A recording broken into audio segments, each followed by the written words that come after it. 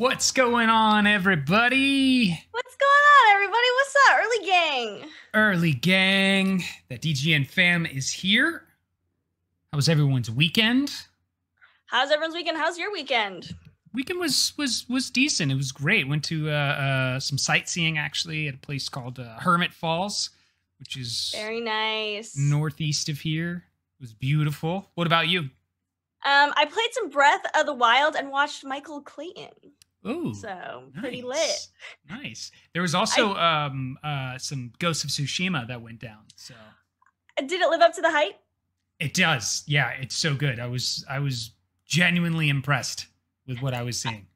I've heard nothing but good things. And yes, I did move my desk. I got a new standing desk that is height adjustable, as you can see. So moving up in the world. Right. I noticed it too as well. I was like, oh, it looks different. What's going on? New desk. Ah, okay. Makes sense. New desk. Yeah. Makes sense. That's awesome. Good times. Cool. So let's get right into today's gaming news. Let us jump right in as we are talking about the Nintendo Direct Mini that took place. So the next Nintendo Direct has been announced, but this one that just happened was a little different. Don't expect any Mario or Metroid news. The first ever Nintendo Direct Mini partner showcase is now available, and rather than taking the form of a live stream, the entire video was released right away, and you can watch the full thing on Nintendo America's Twitter. Among other things, there was some news on a new DLC for Zelda spin-off Cadence of Hyrule, including Majora's Mask themed content and a trailer, and a 2021 release window for Shin Megami Tensei 5. So Shin Megami Tensei 5 has a new cinematic trailer. It was revealed, and the developer confirmed, this is Atlas, that the game will be launched for the Nintendo Switch in 2021, and this is notably a simultaneous worldwide release. About The Legend of Zelda Cadence of Hyrule, there's new DLC for Cadence of Hyrule, the Zelda-themed spin-off, and Crypt of the Necrodancer successor is on its way. The first of this launches today, with more to come later this year. That includes a Majora's Mask-themed pack. Also, Shin Megami Tensei 3 Nocturne HD Remastered, it's a mouthful for a title right there. That's a long name. Is a remastered version of Shin Megami Tensei 3 Nocturne, which was also confirmed during the Direct. There weren't many details shared, but it is coming in spring 2021 and will be available on both Switch as well as PS4. There's also news on WWE 2K Battlegrounds and Rogue Company. During the Nintendo Direct Mini, we saw a trailer for WWE 2K Battlegrounds, the arcade-style wrestling game coming later this year to Switch and other platforms, and Rogue Company. The latter is a third-person shooter that will feature both cross-platform and cross-play support with other versions of the game, and more details will be shared later today. And the Partner Showcase is a new series focused on titles from their development and publishing partners. In the debut episode, Nintendo said it would share a few updates on the Nintendo Switch games that have already been announced. Nintendo made the made this very clear and upfront after a recent stream built up some big expectations, clearly not wanting to go the way of Microsoft. It also noted that more of these Partner Showcase streams will be coming later this year. According to a report, Nintendo delayed its usual June summer presentation due to development complications caused by the COVID-19 pandemic. This event, which is not the Partner Showcase, is now expected to air late in the summer. And this event follows the Treehouse Live July 2020 stream that provided new details on Paper Mario, The Origami King, and the new game Bakugan, Champions of Vestroia. Prior to that stream taking place, Nintendo stated that Bakugan developer WayForward was working on a new franchise it hadn't touched before, and given its reveal during a Nintendo event, it assumed to be a Nintendo IP. As expectations grew for a new entry in something like the Metroid franchise, Nintendo had to clarify that it was a third-party property, not a Nintendo one. I actually like that this was released as just a video versus a live stream. I mean, everything now is a live stream announcement. And we're doing a live stream, but you know, chat also plays a part into the stream. But sometimes with these announcements, I'm like, did you really need to live stream it? I mean, I guess it's cool, but I personally like having just like the video all up front, especially if it's something shorter like this. This was only 10 minutes long. And also for me, who's not, I'm a pretty casual Nintendo fan. I'm not a diehard. I don't know a lot of these deep cuts. So when I saw this announcement, I was like, I don't know what Shin Megami Tensei is. Maybe some of you in the chat are like, what? How do you not know of this game? But personally, I was like, cool announcement. Don't know half of the things that were announced. Yeah, that's the same thing for me as a more, you know, casual Nintendo player, one who just, you know, enjoys the games as they come out, that I think are going to be really fun for, you know, Kika and I, or just maybe like a solo pick it up and play every now and then. Yeah, I didn't really know much about these titles that they were announcing outside of like WWE, Zelda, and then like the Paper Mario stuff. So yeah, I was in that same position of being like, cool games. I don't know how to feel about this. Yes. So with the announcement, I think Nintendo was saying they were going to talk about a third-party property and not a Nintendo one, which means that it won't be an announcement about the Metroid franchise. I think is the line of thinking there. And a lot of people have been asking for something new in the Metroid franchise, so I think Nintendo's just kind of expectation managing, going like, nope, don't get your hopes up. This isn't it. We're not going to tell you a lot about what's happening, but this isn't it. Please don't expect this. Yeah, clearly this is one of those moments of we saw what went down with Microsoft, and when you raise expectations, you want to really make sure that that's not the case going forward. And I think it's smart for them to have, you know, openly said that, addressed it quickly versus kind of like waiting. So this is always one of those moments. I mean, more of us gamers have more time at home during COVID and quarantine, so we're paying attention to things more. So, you know, if our expectations aren't met, I mean, the internet backlash is pretty strong. It can be brutal. And I have a question for chat. Those of you who are excited about the Nintendo Direct Mini, is this kind of exactly what you were expecting from an announcement? Was it, you know, too small to really be hyped up as an announcement? I feel like Nintendo releases, you know, videos all the time about new and upcoming games. Oftentimes maybe smaller titles than this. Maybe this was, you know, seen as more official because of WWE and The Legend of Zelda, even though the Zelda game is a spin-off game. So I'm wondering if, you know, gamers were like really hyped for this. Kyle Mighty says, I didn't even know about this. That's my feeling, that this is just like a cool new thing that happened today, but it's nothing, you know, particularly groundbreaking. Yeah, I feel like that's the thing that Nintendo has started to do since there was about 6-7 months before they had a Direct. They started to do these minis. And it's their way of making sure that the fan base that's like, hey, when are we getting in that Direct that you guys have been talking about? And this time goes by and people start to get a little unruly.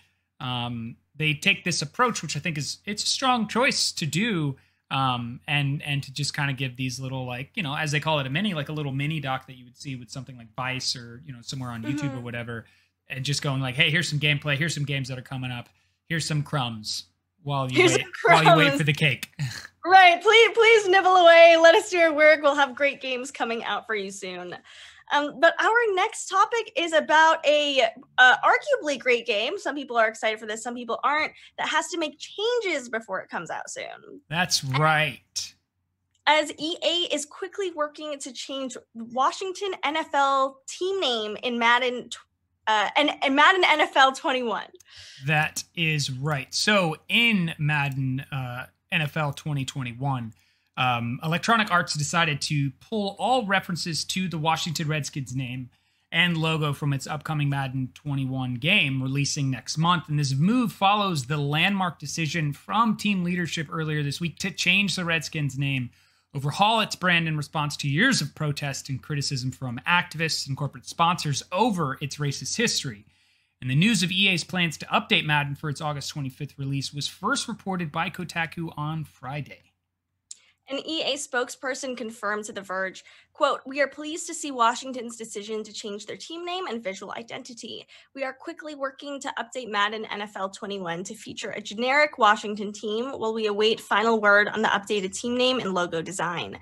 The update removing all Redskins references will be prepared for launch, but it will require players who buy the game on a disc to connect to the internet to download and install it, as the game is in the final stages of preparation before shipping." And now that I know that usually bad news is released on Friday, I feel like this is kind of released as just like, we don't want a whole fuss about this, but just so you know, this is out there. That's so funny. And I completely agree with that. What's up, Dark Sanity? Welcome. And thank you for the follow so much. Oh, thank you so much for the raid. Hey, Smiler, welcome. How's it going, Smiler?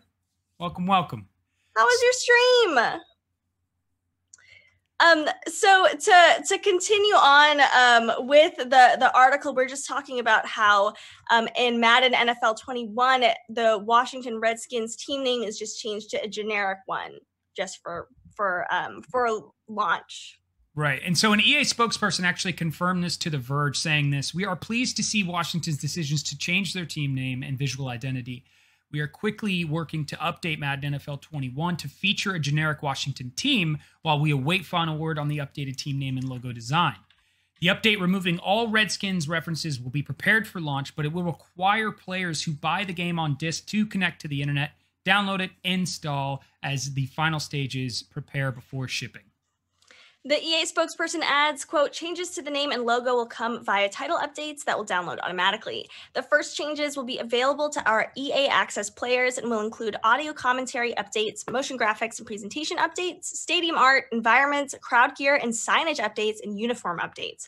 Players may continue to see some outdated Washington references in other areas of the game at launch, but we are committed to removing all of those from the game and additional title updates coming shortly after launch." How's it going, Red Genetics? So one of the things that I think is really great here, and Smiler, yes, thank you so much for the raid, is I think this is a huge win for those activists and protesters that have been fighting for this for so long, to finally see this change happen and to finally,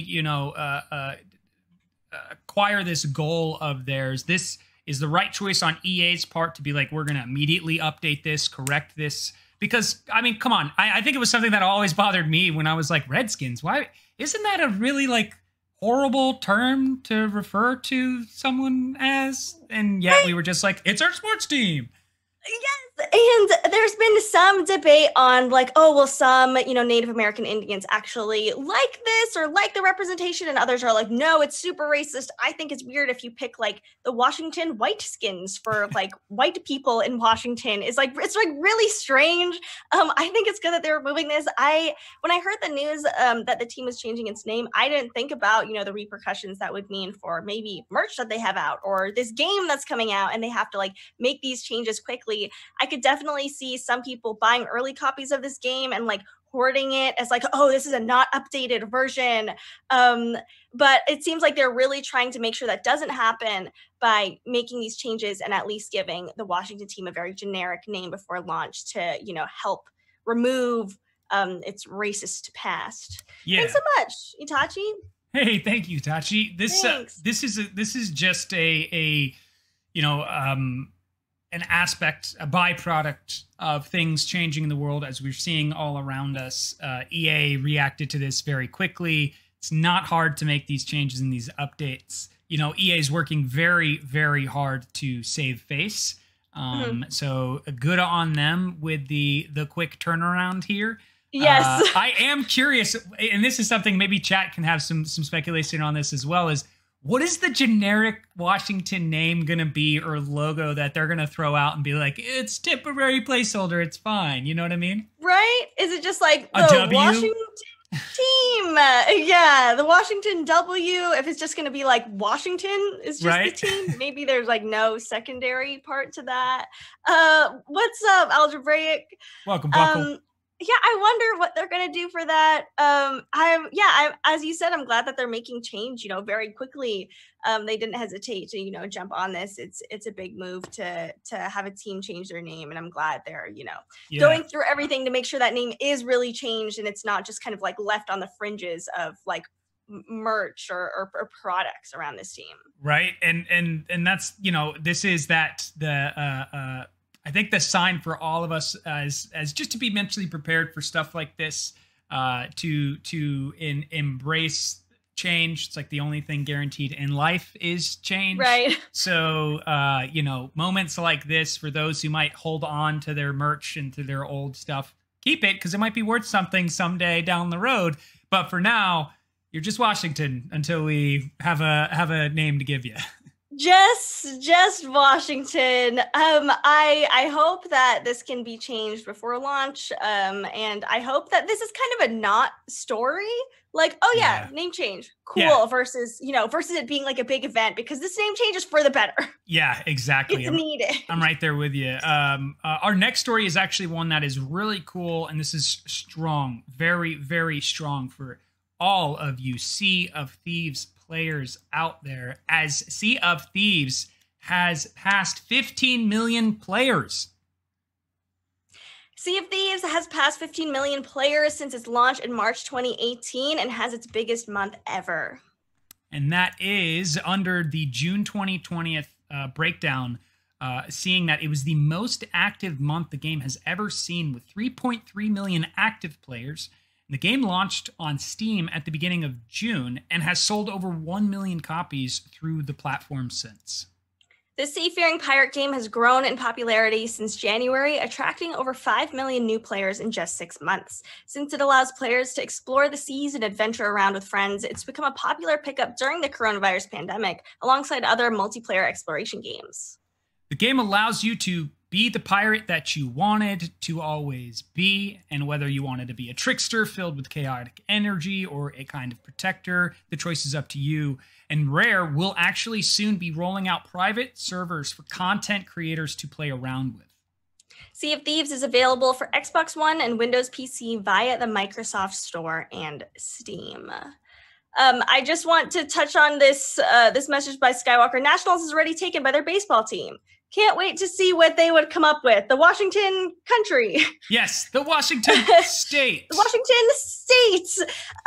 With Sea of Thieves, I think that this is cool that Sea of Thieves has had its biggest month ever, especially after this release on Steam. This just goes to show how if you have a popular game, releasing it on Steam is just going to do good. I know some publishers are worried about like, oh, we want to keep this to our own client. We want people to, download our client and, use our services instead. We don't want to contribute to what Steam has. But on the other hand, if you're going to launch on Steam, you're going to have a lot more players.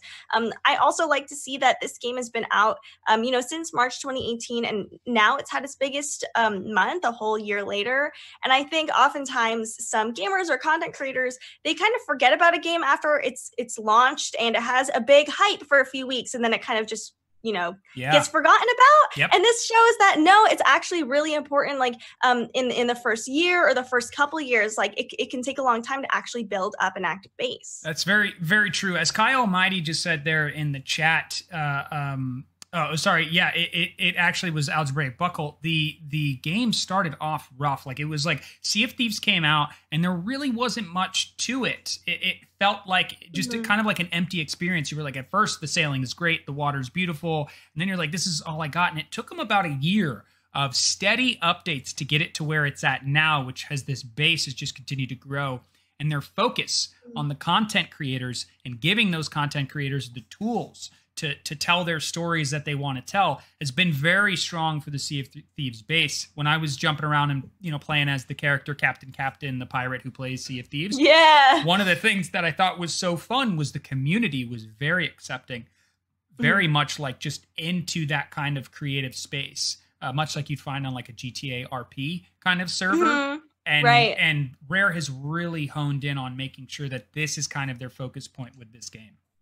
I think it's also cool to see that they're coming out with private servers for content creators. I think that's cool to kind of take it to the next level. I could definitely see like Sea of Thieves like role play server, as you said. If they're embracing that creativity, I could definitely see that happening, and that community just being strengthened by these private servers. I'm glad to see that it's doing so well. I know a lot of people that played this right when it came out, but I think they kind of got bored of it or tired of it eventually. But it seems like Sea of Thieves is really really, releasing content to support, fresh new things coming to the game, to new players coming to the game, and just making their game better and better, as the months go along. Yeah, and thank you so much for the follow there, Snake. The thing that I also thought was really cool about Sea of Thieves when I played it, and if you hadn't played it, and someone mentioned it in the chat as well, is like it's available on Games Pass, which you can get for like $1 right now to get Games Pass for like a month. So if you want to play Sea of Thieves and see how it is on your PC, you can. Also on Steam, you can now just buy it. The ship battles, if you get into these huge fights with these other players and the monsters that are always lurking, like the Kraken and the Megalodon, when these moments happen, there's no way of describing what's going on, but there's just this wonderful sense of panic, but also excitement at the same time, where you've got to go down and get the cannonballs, you've got to load the cannons, like you got to do all the stuff that would be necessary to steer the ship and fight off these huge monsters and this challenge that's before you. And there's just no other experience that I can name of in a, like an online format for a game that is like the same experience as Sea of Thieves. From the streams I've seen, I know there's always like Athena, and like as you said, this like excitement of like, oh, there's so many things we have to do like right now before this battle, or like I see another like ship over there, like are we gonna go take it down? Like what are we gonna do? And it has this cool like level of excitement and anticipation that you often don't see in other games, because in this game you have to go after the things you want versus just encountering them on your journey. Yeah, and that's the part too of Sea of Thieves, that it is so open world. It's like do what you want, create all this, the visual aspects of your boat, your character, what journeys do you want on, what quests do you want to take, how do you want to take them on, you can run away, you can just go hunt other players. There's so much freedom within this game. 15 million players is not surprising, and an active 3 million, I think it's just going to grow even stronger now that you have it on Steam, which is the most used launcher out there. We probably are going to see a steady increase, and I really hope that Rare is prepared for that, because right now with everyone at home due to quarantine and COVID, we have a growth of people wanting to create more and do more content creation, and this is a wonderful space to be able to do that. Right. This is the perfect opportunity, for those updates and that new content to be dropped, really. COVID has, it's a tragedy. And with everyone staying at home, they're looking for, new things to do and creative things to do. And this really has been an opportunity for the gaming industry to kind of, fill that need for a lot of consumers, which brings us into our next topic, that US video game spending has hit a 10-year high in June. How crazy is this? But honestly, no surprise, as in video game spending in the US reached its highest point since 2010. According to a new NDP Group report, with sales through June reaching $6.6 billion on hardware, software, and accessories. And it is the highest total for the first 6 months of the year since spending hit $7 billion a decade ago. Spending has been dramatically higher in 2020 than it was compared to last year, with sales through June up 19% year over year, and June sales specifically were up 26% compared to the same month in 2019. While NPD's numbers don't cite a specific reason for the boost in sales, it's hard not to draw the conclusion that a major contributing factor was the spike in video game playing caused by millions of people having a sudden boost in free time thanks to COVID-19 shutdowns. It is not the first record 2020 has set for video game sales either. U.S. spending hit an all-time quarterly record earlier this year, and with new consoles on the way in the fall from both Microsoft and Sony, with the Xbox Series X and the PlayStation 5, it's going to boost hardware sales, and we're expecting to see 2020's record-setting run is probably not far from over. Kai brings up a good question, but why June? I don't know. Maybe it's because we've kind of settled in this now, where I think initially when the pandemic hit the US, it was like, okay, this is going to be maybe 6 to 8 weeks. And then some people were like, okay, it's like 2 months and then we're going to get back in the saddle. And now it's, we're really seeing that this is not going to be over anytime soon. And maybe consumers are kind of, buckling down for that and spending and deciding to actually, buy that Switch or buy that Ring Fit or that PS4. But that's just totally speculation. Yeah, I think there's something to be said about when we first went into quarantine, the aspect of being able to find a Nintendo Switch was pretty much nothing.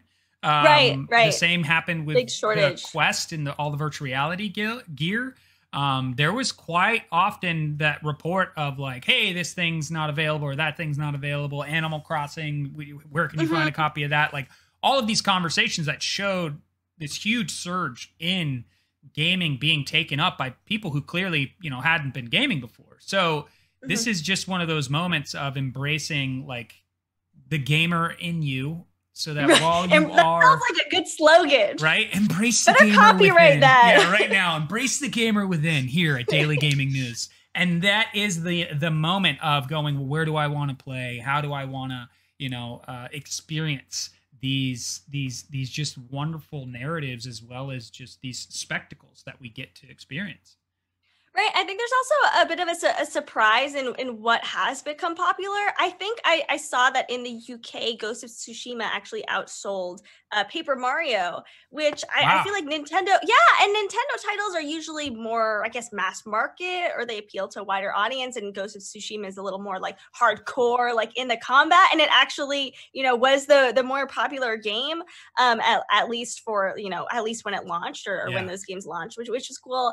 As you said, I think that the shortages, supply has caught up to, make Switches available or Switch Lights available, and people are able to. What's up, Muffin? Thank you so much for the follow. Thanks for the follow, Muffin.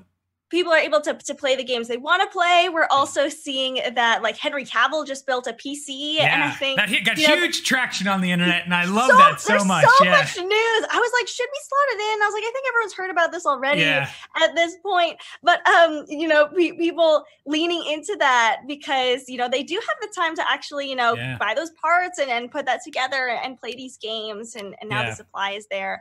I think it's so funny that last week I was posing this question of like, I wonder, like, has spending gone down because income, like there's been a big halt on income, and people they're not earning money that they can spend. I wonder how that's going to affect gaming. And now we've just learned that like June was the biggest month, and the US has hit an all-time high in gaming spending. Yeah, and to think, I mean, with holiday 2020 not too far, 10-year high. Yeah, and holiday 2020 not being too far away, I don't know, chat, Xbox Series X, PlayStation 5, where are you going to go when the next gens, drop? Are you going to go to PC Master Race? All these things that are just happening this year, and especially like looking at the new games that are coming out and the experiences that you will be, able to have. It's a wonderful form of escape for all of us to just be able to go into these worlds, hang out with our friends, and, unplug from the reality that I think when we all plug into it, we're like, oh, wow, man, it still sucks right now. I need something to get away from this. Right, absolutely. And to be able to kind of, live out, the sense of adventure or the sense of like doing something greater while you're also just stuck in your home, and we're all kind of trying our best, but, to be able to at least virtually get away from that or get involved in, this kind of storytelling. With shows, I guess a lot of games can be parallel to shows in that it's like, oh, well, have you seen this series? Like, have you binged that yet? For some reason, maybe that's why I'm a gamer, is that I prefer watching games more than a lot of TV shows, because if like a TV show is kind of bad, people might still watch it, but if a video game is kind of bad, I think people like quickly move on to something else. And I think that there's just so much content, and even if it's an older game, like Breath of the Wild isn't brand new anymore, like I'm still playing it, it's still exciting to me, versus a TV show that I've seen before. I'm not going to go back and watch it again. Really, such a long game. Yeah, that's also the one of the things that I've been enjoying about like seeing like with the Epic Games launcher, PlayStation does it, Xbox Series Xbox is doing it, other places do it, is these free games, right? There's so many games out there. If you have a gaming PC or you've jumped over to console, you can find these free games that are coming as a part of the whole just user experience. So it is, there is value in, if you want to just jump into console gaming right now, you can get quite a lot of non-paid experiences that you may find yourself, hey, I didn't know I was a big fan of, real-time strategy games, or I didn't know I was a real fan of turn-based or first-person shooters, or however it is that you can, you consume this form of entertainment, because all of these places are offering these free experiences. That's so true. I think the games I play most, like League of Legends is a free game, like Fortnite is a free game. Like I'm over here, like still playing all the free games, Right. you know, which is a good introduction to gaming in general if you don't want to spend a lot of money off the bat, if you don't know what you particularly like. But, you know, there is a lot of good top-notch free content. Kai says even NBA players are playing 2K19 or 2K20. If anyone remembers that interview with the Manimal, he was talking about how a lot of pro basketball players play the 2K games. Although it's interesting to see that it's interesting when they play the game because a player might be more weak in the game than they are in real life, and they'll be playing it and be like, "I know that guy can jump way higher than that." Or it's like them playing, and they're like, "What? I'm not this slow. What are you talking about?" Yeah, which I think is so funny. It is. So someone threw up a comment. I think it was Malice, Brian Malice. He was saying, "I'm here for the Splinter Cell news," and this was something that when I saw, I was like, "Wait, what? What did we just find here?" So we have to remember everything that we're about to share here is rumor, but this is a rumor of a new Splinter Cell game, and it has been talked about by the Italian voice actor Luca Ward, who was confirming a new chapter coming up at the UltraPop Festival. So Luca Ward, the Italian voice actor, during an interview that aired for the UltraPop Festival, gave us a practically for sure return of the series. So here is what was said, but obviously we got to remember that this is not an official announcement by Ubisoft, so everything is silent regarding Splinter Cell. However, Luca Ward has proved with remarkable confidence on a return of the series with a new chapter. Assuming this information is accurate, it seems that Ward had in the past some information on a possible start of the work for a new chapter of the series, but apparently the project is currently stuck waiting for the green light. And that means that even on previous occasions when information from the voice actor emerged, such as when in March of 2019, he referred to suggest the arrival of a new episode, he had evidently received some actual information on a new Splinter Cell. And this is what he said. He also said, "We also have new information that could sometimes be too premature." And he was answering this while it was repeatedly reported that the possible return of the series, and yet we didn't have any confirmation from Ubisoft. In any case, he said that he was sure Splinter Cell is soon back on the scene with a new chapter. Quote, There is this return of Splinter Cell, which should take place, I think, for a conclusive episode, but I'm not sure about this. However, they've not yet figured out whether to do it in 2021. Before, it had to be 2020. Then in 2020, several big projects got stuck. Others went on, like Cyberpunk 2077, which I have almost finished working on, according to this quote. So in short, apparently there is a new Splinter Cell that originally was set to come out this year, 2020, but evidently the project stopped due to the emergency situation that is derived from the coronavirus. So perhaps it's moved itself to 2021. In any case, the news that a new chapter in the series exists seems like a certainty. Ward continued to say, "But I am sure that Splinter Cell will return. This is a fact. Keep in mind, this whole thing that we're reporting is a rumor, but apparently it is also a fact." This voice actor is very, very adamant about this rumor being a fact. He really is.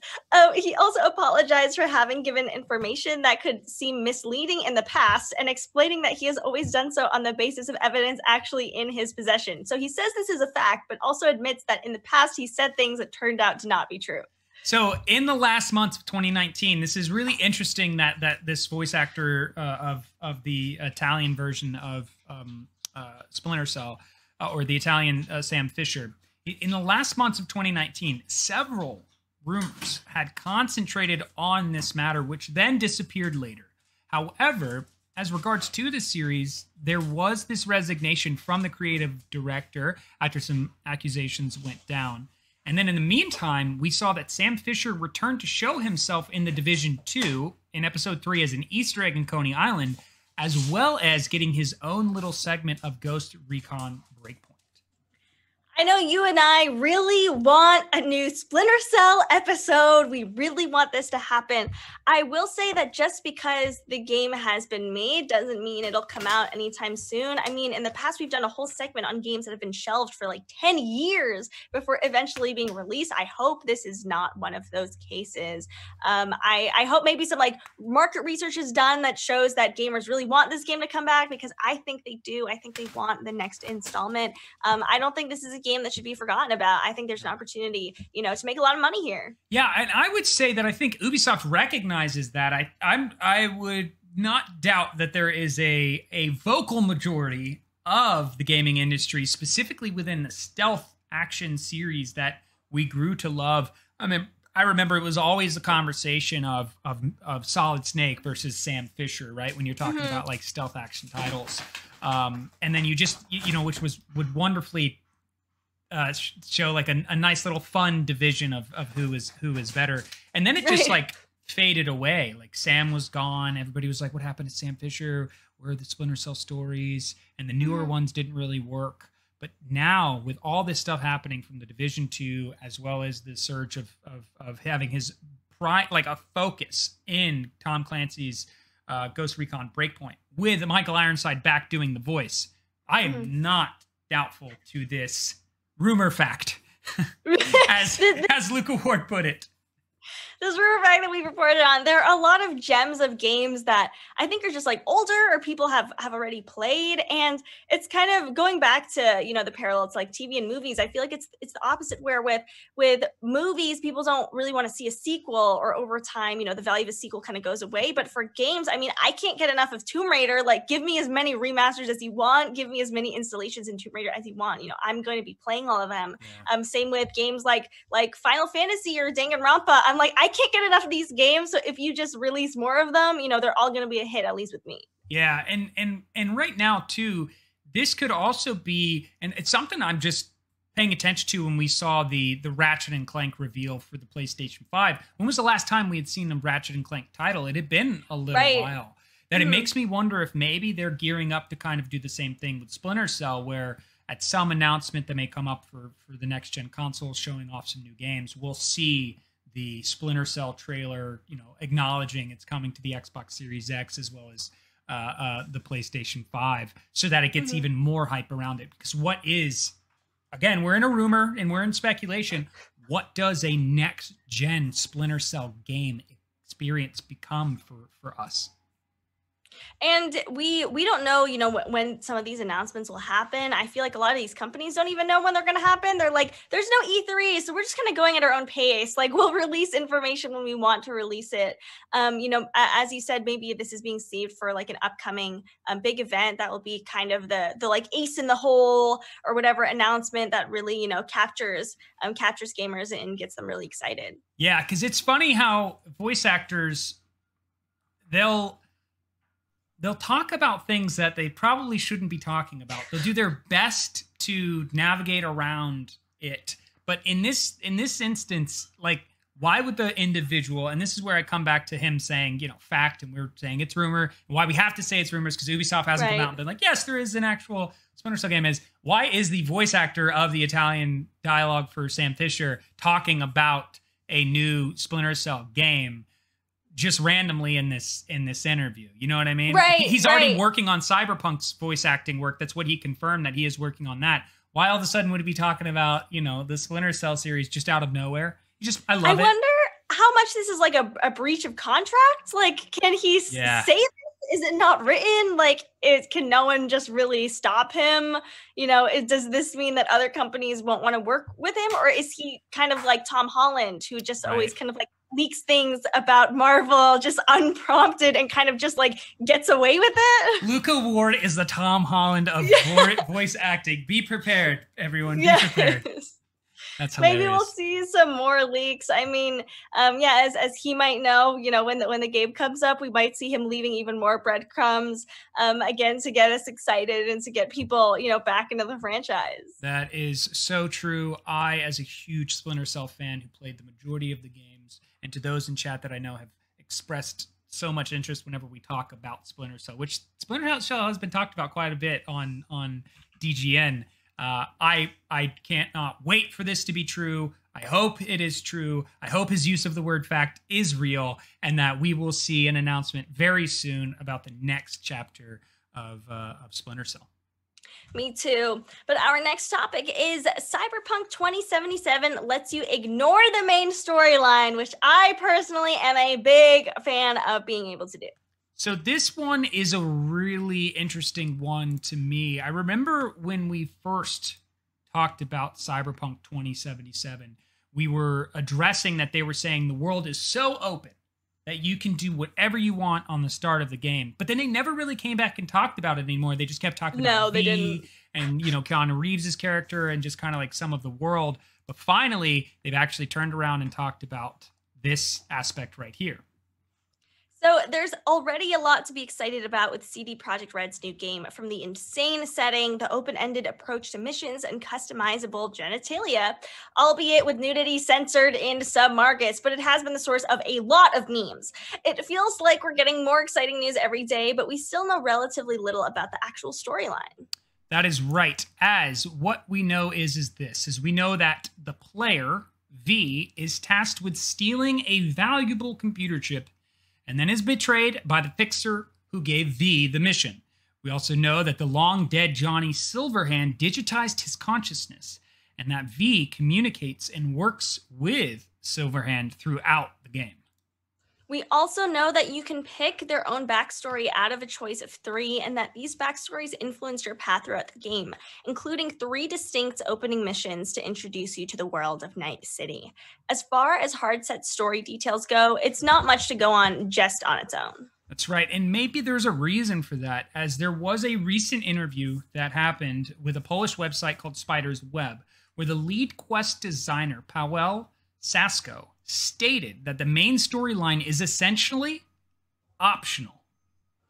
He says, in a cyberpunk structure, we have this year, which is the center, the main point, the main plot of history, and around it are those secondary threads that can trigger in different ways. Side threads cause something that we haven't done before, namely they modify the main thread, and in such a way that you may not complete the main thread at all, but you can end the game and receive completely different epilogues than another player who chooses a different life path and made other choices, met other characters, and built other relationships with them. Essentially, you can complete the game and even get a definitive resolution with barely touching the main plot thread. Interestingly, even the side quests aren't linear. They use an internal system, a token system, and the game will assign side quests based on a variety of factors, such as character progression. Powell states that different players will see the same side quest turn up at different points in their journey throughout Night City, and with at least one quest having a staggering 12 ways to complete it. That means that the game has a huge variety of ways to make a story that's uniquely yours. Whether you go in guns blazing or talk your way out of trouble, focusing on the main quest or ignoring it entirely, URV and Night City is yours for the taking. All right. I don't know if there has ever been a game where you can choose not to play the main story and still complete the game. If anybody in chat knows of a game that this happened, I personally have no game reference to give you with that information alone. I don't know either. And I guess my first question is, so I like to ignore the main storyline to finish all the side quests. Then I like to finish the main line. Yes. But this is saying that even through the side quests, you could just finish the game by itself with just throwing like 100%ers or like 95%ers for a loop, because I'm like, I can't complete all the side quests. Like, that's not a possibility. Like, you know, some things won't come up maybe in my gameplay that might come up in someone else's. Yeah, this is something to me that I'm so hyped about this game. And the more I learn about Cyberpunk 2077, I'm just really taken back by the stuff that they're saying is going to be possible. And I don't doubt it, because they were saying some stuff about The Witcher 3 that when The Witcher 3 came out, they delivered on. So they talked about this very briefly early on, where they said that basically the story will behave like the butterfly effect. And so no matter what decision you make, the game is programmed to shape around those decisions. So, like they said in the very beginning of announcement for Cyberpunk 2077, you can start the game and just go explore the world. And the main story and the entire story will be shaping around everything that you're doing while you're doing this just walk off into the other direction. It'll just be moving right along with you until you're ready to interact with it. I think this really, feels truly revolutionary. I haven't heard of this kind of approach with any other game. There's usually a main quest, and the main quest is, very particularly crafted to bring a certain story arc. But this is just saying, like, nah, like, this is your city, like, explore your city. I feel like I'll be interested in seeing how this affects content creators, because it's not like, oh, this is a walkthrough on this part. Like, there's no one walkthrough.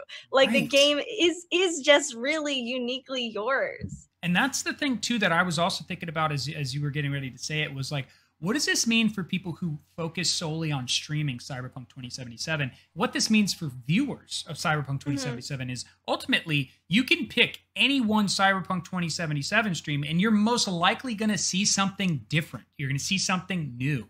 If you see people basically say, hey, I'm not attacking the main story, I'm just going in the world doing my own thing, like, it is never going to get old, or at least will take a long time to get old, where you see a mission play out the same exact way. You might see similarities, but like sometimes it's you watching, the campaign playthrough of Halo, and you know exactly what you're about to see. And what now we're getting with Cyberpunk 27 is that is not the case here.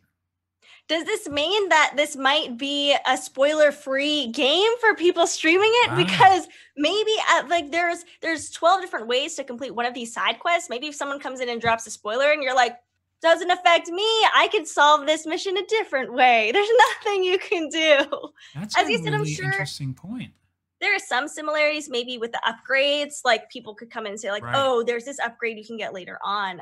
But I think that it still won't take away nearly as much as other spoilers have, or even watching other streams. I mean, when a lot of some of my favorite streamers were playing The Last of Us 2, I was like, love you, but can't watch your stream, not watching this content. I want to support you, but I don't want to spoil this game for myself. Yeah, exactly. To Algebraic Buckles' question, there is multiple endings confirmed. I think it is safe to assume that multiple endings are an aspect of this game, because what they have said is that no matter what choice you make, the world will shape around your decisions, but they are permanent decisions. So there are things, there's a sense of a morality system. There are aspects of this game that I believe will play out with various endings. So for me, I'm like, guess I'm going to be playing Cyberpunk 2077 like 4 or 5 times through.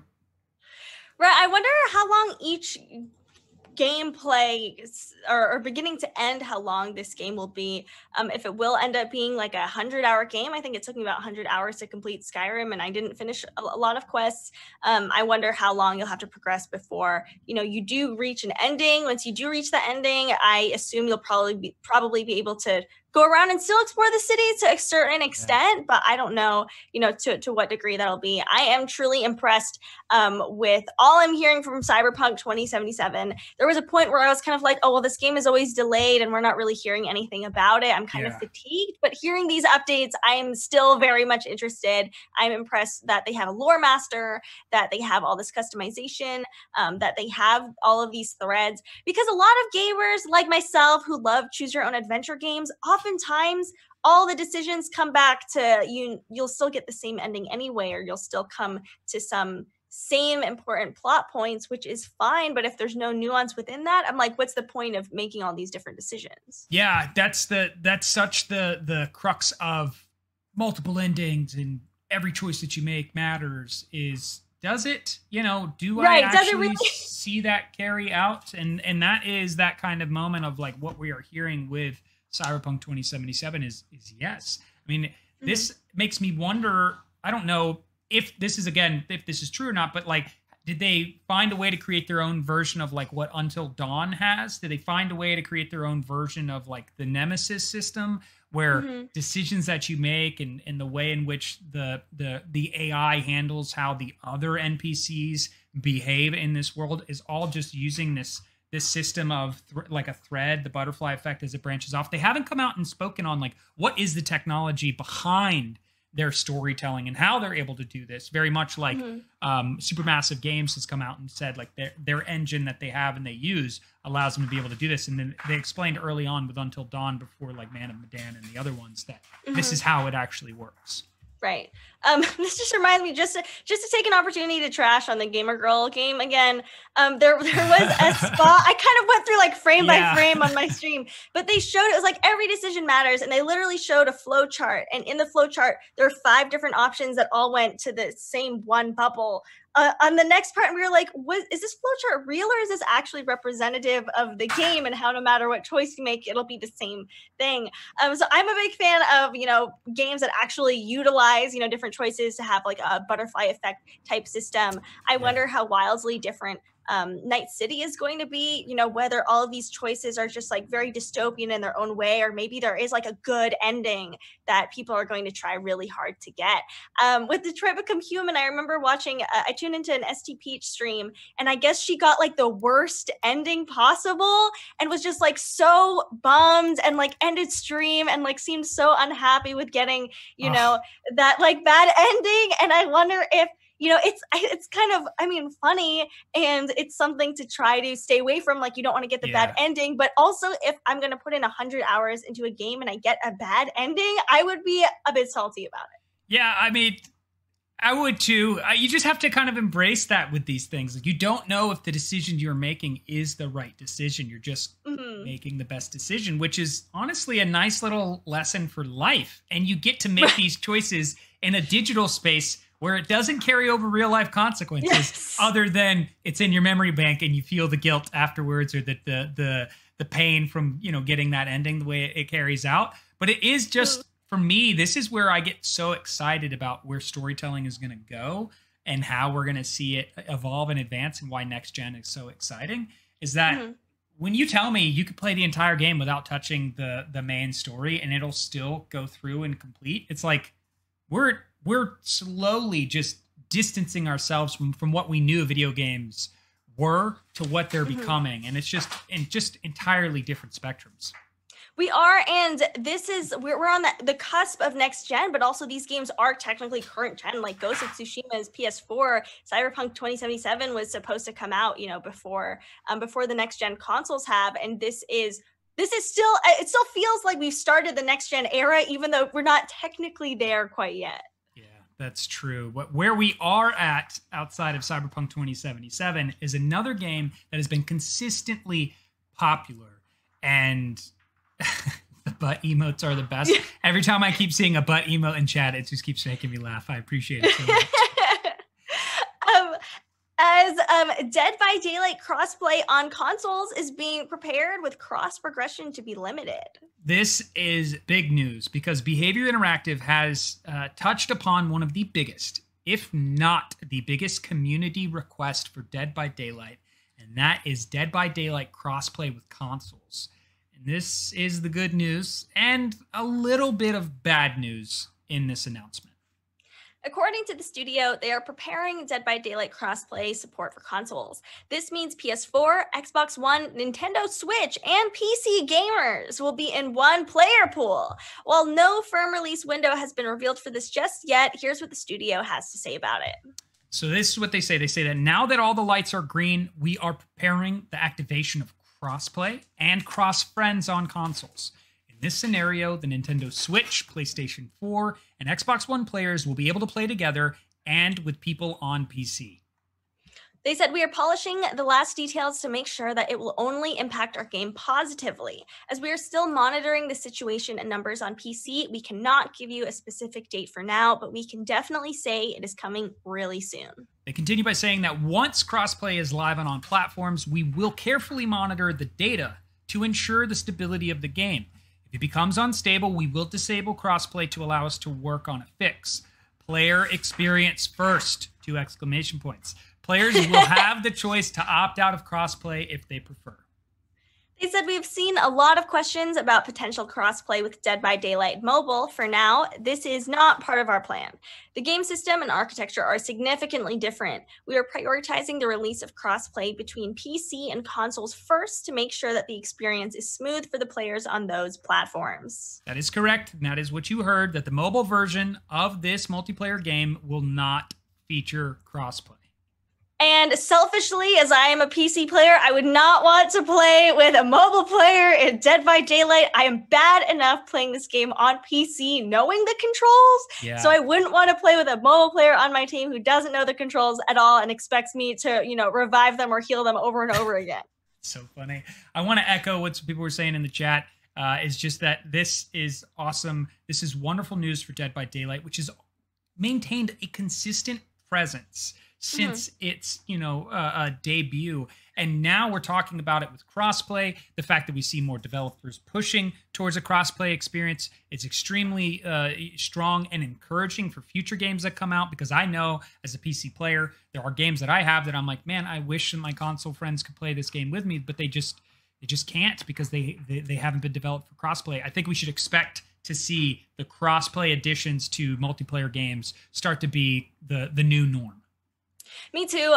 Over the past few years, I feel like we've already seen a huge shift in, more crossplay being available. I used to hear a lot more about how there's the ability to have crossplay. It's just because of, corporate greed or whatever, that companies don't want to do it because they want you to buy their console versus making it easy for all your friends to buy different consoles. But I think at this point, it's kind of like, we just want more people to play the game, and the way to get more people to play your games is making it more widely available and, letting people play with their friends. Not everyone can afford a PC. Not everyone has a PlayStation 4. A lot of the times it's not up to the gamer themselves. It might be, they got it as a Christmas present for their cousin, and now it's a hand-me-down. Like, who knows? A lot of people who play games, while increasingly there's more purchasing power, gamers are becoming older, they're buying a lot of, consoles and games for themselves. There's still an element of, a lot of kids play games and a lot of families play games in the living room, and oftentimes they don't have control over what console they specifically have. So I think this is overall always great to see about more crossplay. I'm kind of surprised that they're not bringing it to mobile. Well, I'm glad it seems like there's been a big shift to bring all these games to mobile. So maybe they just feel like it's not strong enough to play or easy enough to play on mobile, that they just don't want to bring it in yet. They also said that the architecture, or I guess building a game for mobile, is also just very different. Yeah, I think this is a game that you would say it's already going to face some challenges, like they were addressing with the fact that they have to disable crossplay, and it has some issues because the community comes first. They'll have to do that. Mobile, I feel like, is always going to be its own sub-genre outside of a big game like Fortnite, maybe even Call of Duty. But even with Call of Duty Mobile, it's separate from, the other Call of Duty experiences. Right. It makes sense to me that they're like, we just want to keep mobile players and not really have them, have to compete against console players. There's an advantage with the console. There is. And then to examine that is just to say is like, I think the focus for all of these developers is, well, where is the player base most right now? And it's PC and consoles. I mean, there is a high amount of mobile gaming players out there, but for games like this, people want it on a larger screen. They want the controller in hand, or they want the mouse and keyboard in hand, just because, it is a more immersive experience when you play it that way.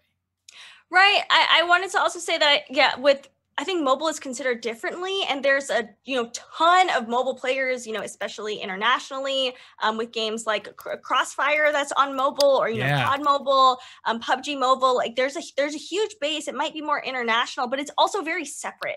There, as you said, it's kind of mobile players play a lot of just mobile games, and PC and console players should just stick to those as well.